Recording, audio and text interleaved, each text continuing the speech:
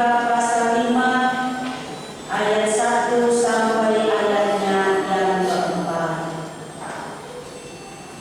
Mika pasal 5 ayat 1 sampai ayatnya yang keempat.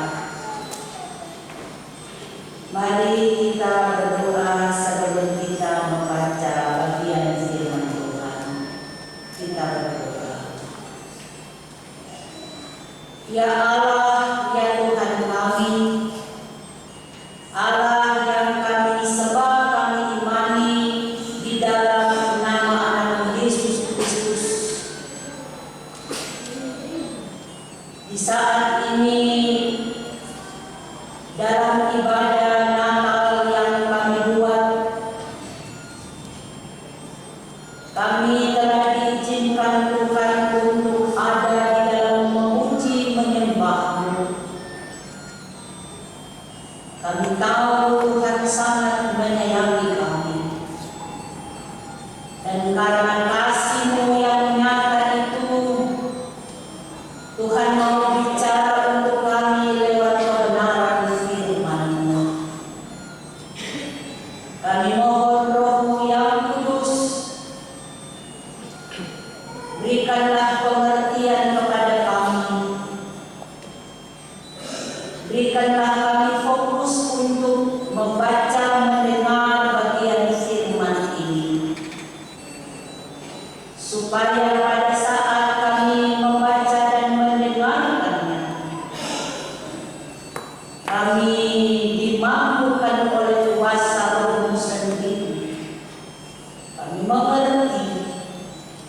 Pengertian itu akan menumbuhkan iman percaya kami kepada Yesus Kristus yang lahir untuk menebus dosa-dosa kami. Dalam nama Tuhan Yesus Kristus, firman yang hidup itu sendiri, kami sudah berdoa. Amin. Mika pasal 5 ayat 1 sampai ayatnya yang keempat. Raja Mesias dan penyelamatan Israel.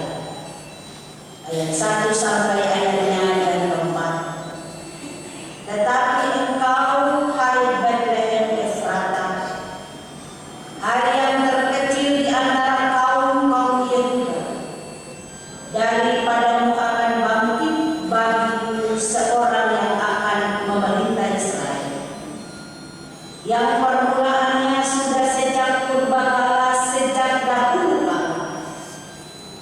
Sebab itu ia akan membiarkan mereka sampai waktu perempuan yang akan melahirkannya telah melahirkan, lalu selebihnya dari saudara-saudaranya akan kembali kepada orang Israel. Maka ia akan bertindak dan akan mengembalakan mereka dalam kekuatan Tuhan, dalam kemegahan nama Tuhan Allahnya. Mereka akan tinggal tetap, sebab sekarang ia menjadi besar sampai ke ujung bumi, dan ia menjadi damai sejahtera apabila Asyur masuk ke negeri kita. Dan apabila ia menginjak tanah kita, maka kita akan membangkitkan melawan dia 7 gembala, bahkan 8 pemimpin manusia. Demikianlah bagian firman Tuhan. Bapak Ibu yang dikasihi dan diberkati Tuhan, ada damai hari ini, ada sukacita hari ini. Puji nama Tuhan. Dalam ibadah Natal yang kami buat pada jam 4 sampai pada jam 5 yang akan saya sampaikan kebenaran firman Tuhan ini. Dari firman Tuhan ini diberikan tema Yesus Kristus Sang Damai Sejahtera Kekal. Sekali lagi saya ulang tema untuk kita dengar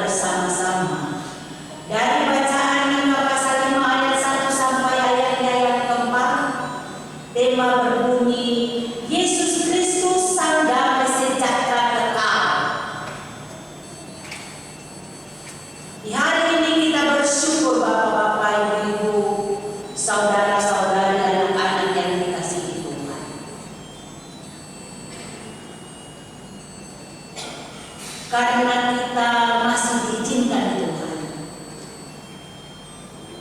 untuk menyalakan lilin Natal, untuk ada dalam sukacita bersama. Tapi tidak bisa kita pungkiri bahwa di hari Natal ini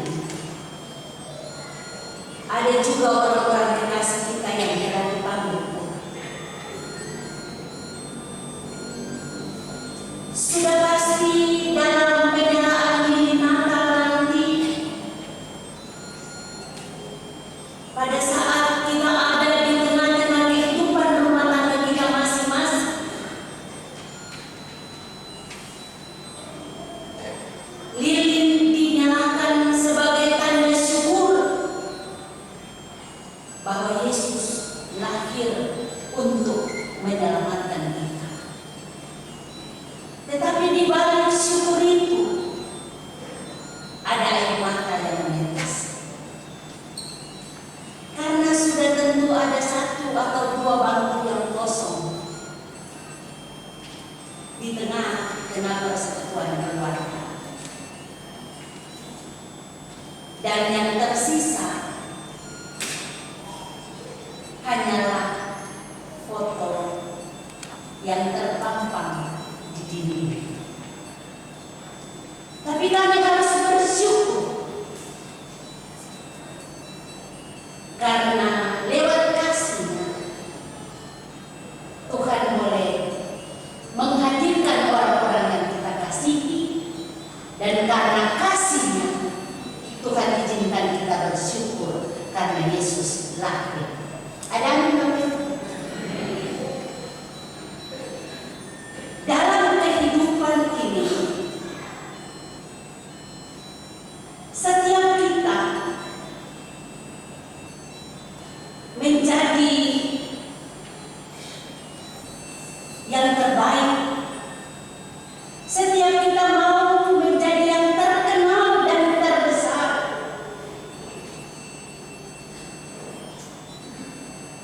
Jarang ada orang yang ingin menjadi terkecil. Sebab biasanya orang yang terkenal itu dikagumi, dipuji, disanjung oleh banyak orang.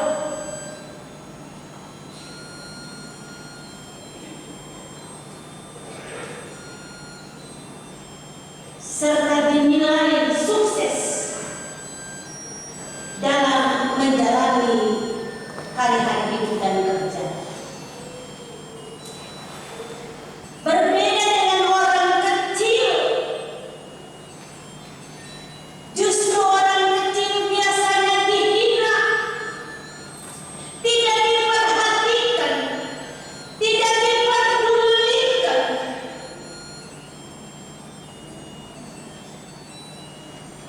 Namun pandangan manusia berbeda dengan pandangan Allah.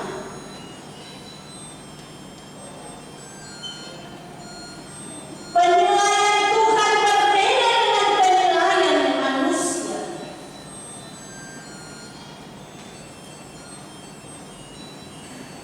Tuhan dapat memakai siapa saja dan kapan saja untuk menyatakan maksud-Nya di dunia ini.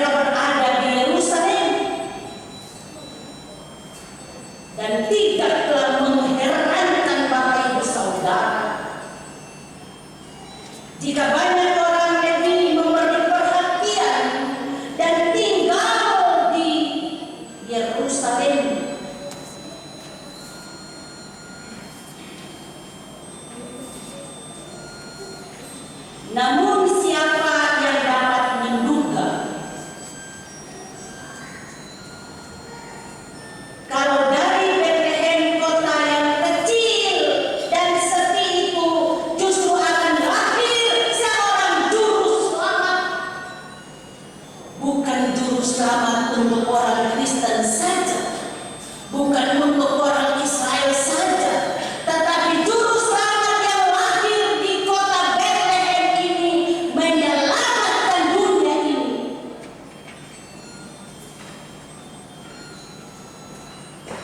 Ini menunjukkan bahwa sekalipun Bethlehem kota yang kecil dan sepi, tetapi kota kecil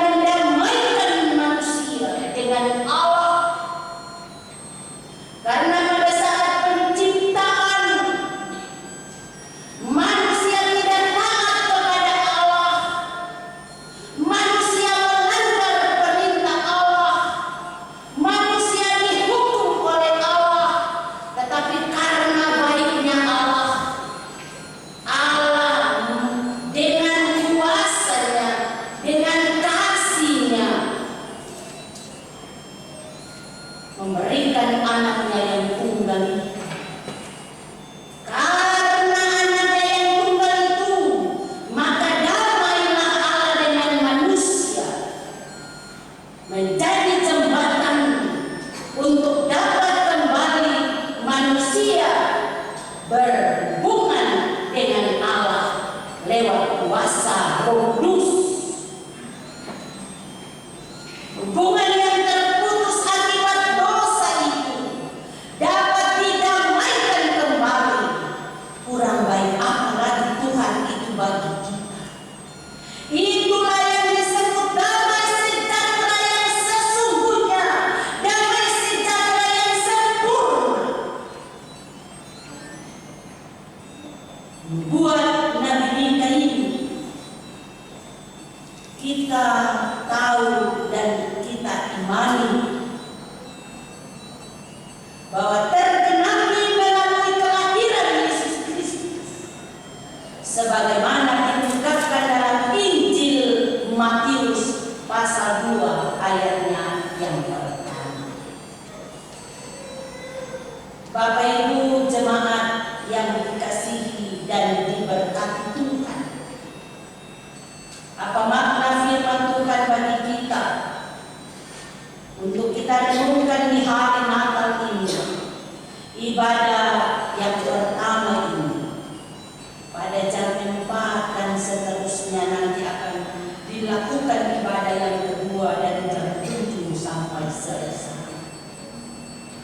Maknanya adalah kedatangan Kristus ke dunia adalah suatu peristiwa yang sangat ajaib. Ajaib, sungguh ajaib.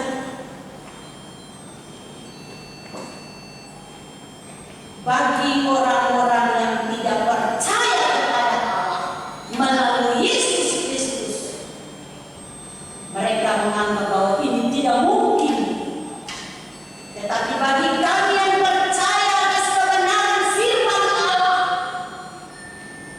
maka keajaiban ini membawa sukacita dan damai sejahtera serta membawa kita kepada keampunan yang sesungguhnya.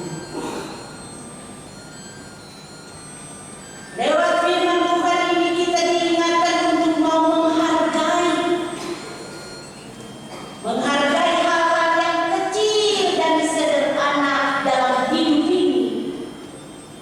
Menghargai orang-orang yang kecil, menghargai orang-orang yang tidak punya apa-apa. Karena Tuhan datang bukan untuk ada klasifikasi, bukan untuk orang yang ada-ada saja, tetapi untuk semua orang. Maka mari kita bagi kasih yang ada pada kita di luar keinginan kita, bagi kasih.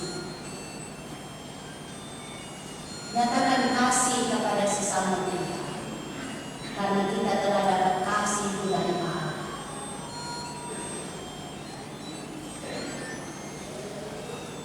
Dalam merayakan Natal ini, kita tidak harus perlu merayakan dengan kemewahan dan pesta pora. Natal tidak boleh disambut dengan maut. Jangan siapkan minuman di rumah-rumah jemaat. Karena pada saat umat Kristen merayakan Natal dengan pesta pora mabuk, tidak ada penguasaan diri, sehingga ada hal-hal yang dibuat untuk mempermalukan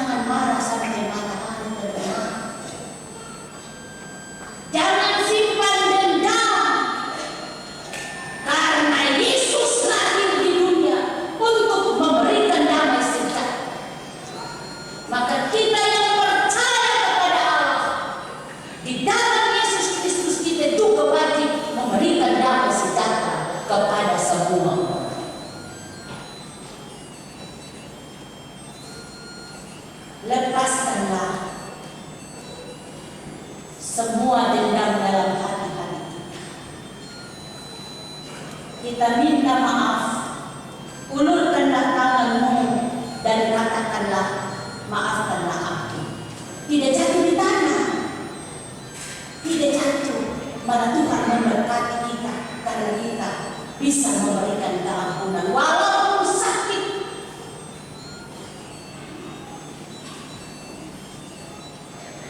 Dan biarlah lewat firman Tuhan ini Natal Kristus terus tertanam dalam hati kita, dan setiap langkah hidup kita ke depan itu tetap memancarkan kasih dan damai sejahtera. Tuhan memberkati kita dengan firman-Nya. Amin.